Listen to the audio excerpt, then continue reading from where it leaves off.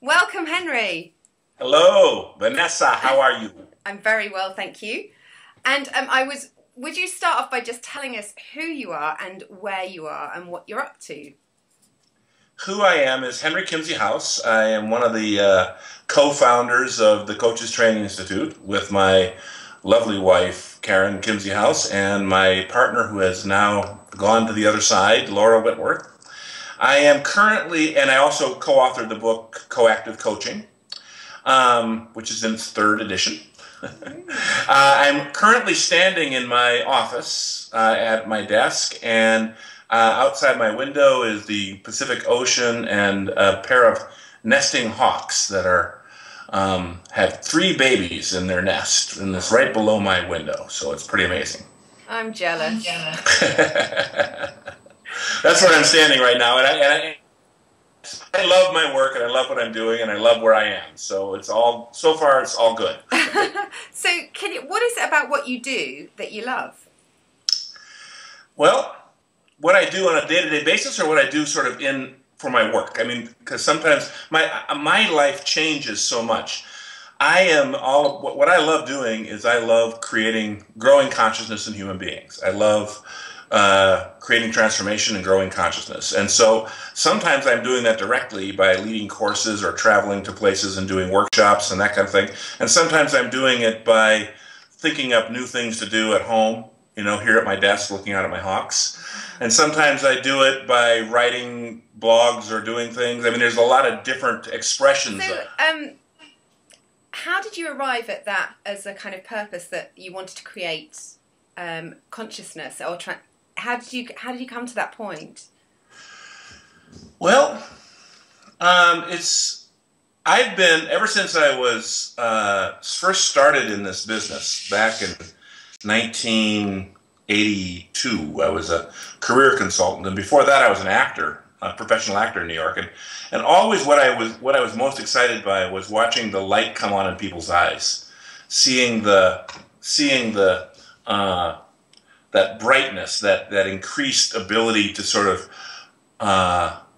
be impressed with themselves and their lives. People need to, how do people get self-esteem? How do people feel better about themselves and who they are and what they're doing in their lives? So I've always loved that. As an actor, I couldn't get it. I could sort of feel the light in their eyes when I was on stage. There was always that distance. And then I started doing career consulting, and I started seeing that light showing up in people's eyes. And I started seeing them have transformation, seeing them grow. And I fell in love with that. And then I started developing myself in a lot of areas to support that. And then that's continued to develop and grow into work that I've been doing recently that's very sort of Native American, tribal work, looking at how, transformation occurs and spirituality develops and all that kind of stuff, sort of earth-based wisdom. So I'm always looking at some new way of opening up human consciousness. And that's what I've apparently been doing that since I was a kid. So it doesn't sound like you stumbled on it. It sounds like it was always there and you kind of unfolded it. Yeah, I think what I stumbled on was that I've always done it. Yeah. I think before the consciousness, my consciousness growing and recognizing, oh, I've always done that. Before, I think I just did it and thought I was doing something else. Like I did that and thought I was acting, or did that and thought I was career consulting, or did that and thought I was a taxi driver, But even as a taxi driver in New York City, I noticed that I would always have very interesting conversations with people. People would sometimes not want to get out of my cab. They'd want to continue talking to me. And so it was like, I didn't know that I was growing consciousness then at all, but it was what I was doing, So. And so something I know of you from having been fortunate enough to experience, being through one of your leadership programs, is that you have incredible courage to kind of really shake someone's world up. And I'm wondering about what keeps you strong with that, because there's so much resistance sometimes around us. I have very little tolerance, actually, for people being in their small selves. I sense and feel the big self of people, And I think I've trained myself to do that. That's part of the consciousness awareness stuff that I've done.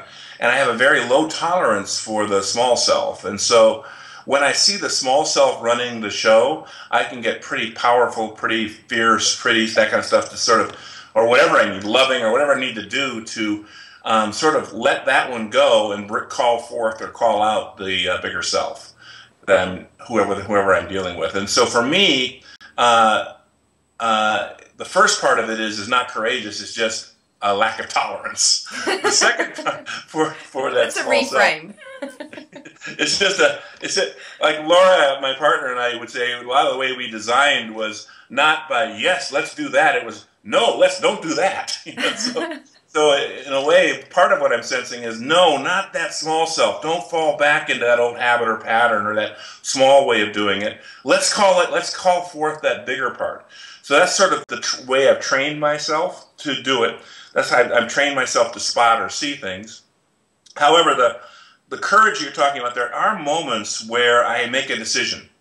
There's moments where I make a decision to do something that might make me unpopular or have me not even be liked temporarily for the sake of that higher self or that growing consciousness. Yeah. That I do feel the moment called I could do the thing that would have me be liked, or I could do the thing that will not tolerate the small self and call out the big self.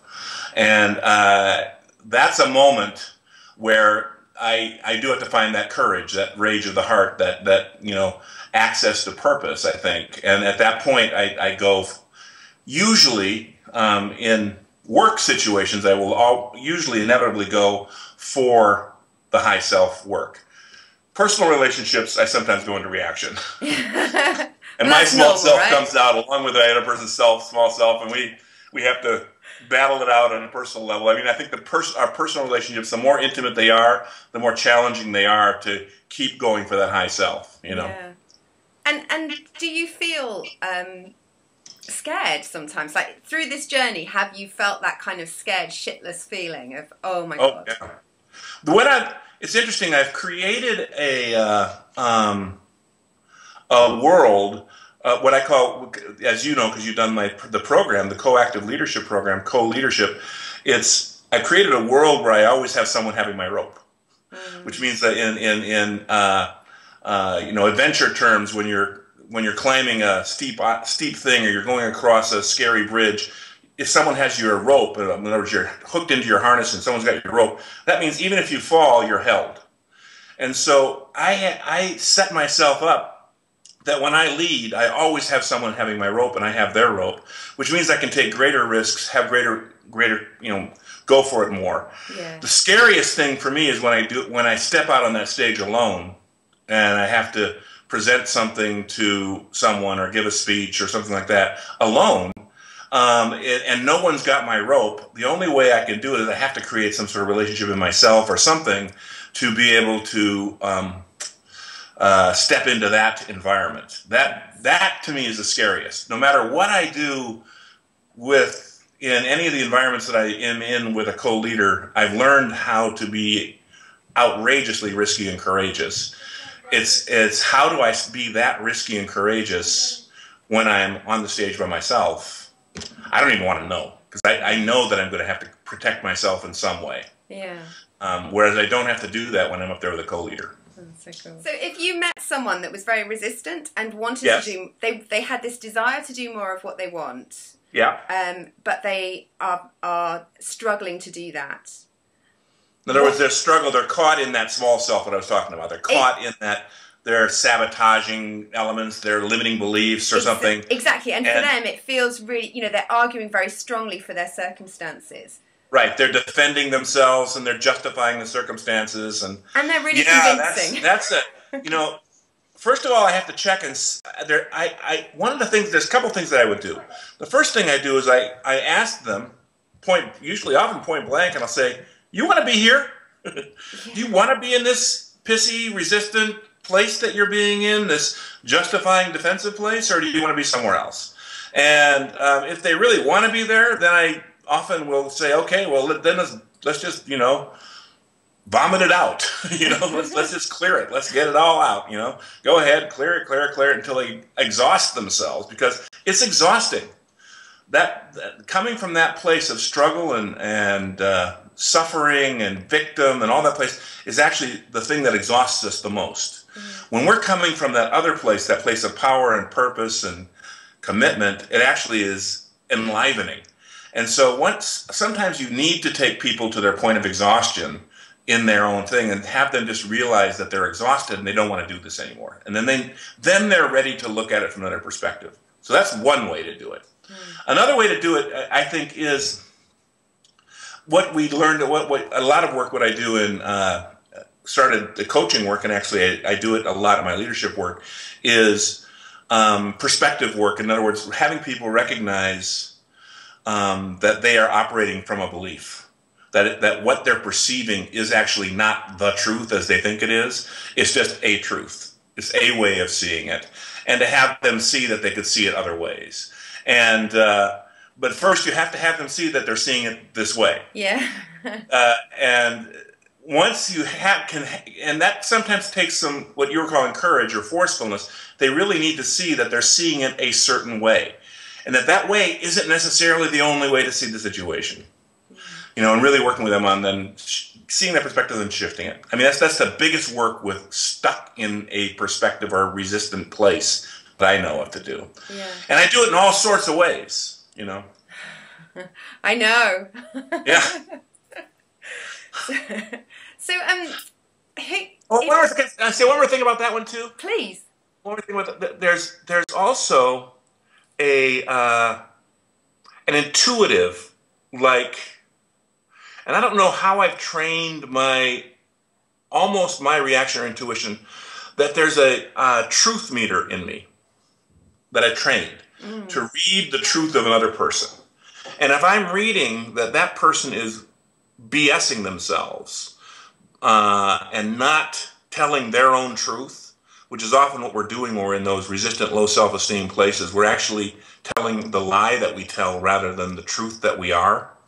And so I have a very strongly tuned meter for that, and I have very little patience with the lie, and great compassion for the truth. Great passion for the truth of that person, the truth of them and their higher self. And so I tell the truth when I see the lie. I'm not afraid to call the lie. And have you ever had that moment where you question yourself, is this the truth? Do you ever second guess yourself? Of course. I fail, because the minute I go into for the truth there, and I see the truth, and if it's not producing anything, if the light's not coming on, if that sort of sense of opening or release isn't happening, then I've failed. I need to be not attached to my point of view or my position, and then find another, what I call tack, or another way in. I know something's off over there. I know there's a lie, and the way I was going at it didn't work. So now I have to back off, find another way of going at it, find another point of view around it, and keep going. Yeah, so you're really agile. It's revealed. Yeah. And so who inspires you? What keeps you on this kind of path of pursuing what you love? I think who inspires me most is human beings, fellow humans, and their ability to become, superheroes. They're leaders. They're like everyone's got this superhero, this leader in them, and everyone's got it. And so I think what inspires me most is is seeing all human beings find their leader, find their superhero. That's so cool. Henry, I'm so grateful for your time. Thank you so much.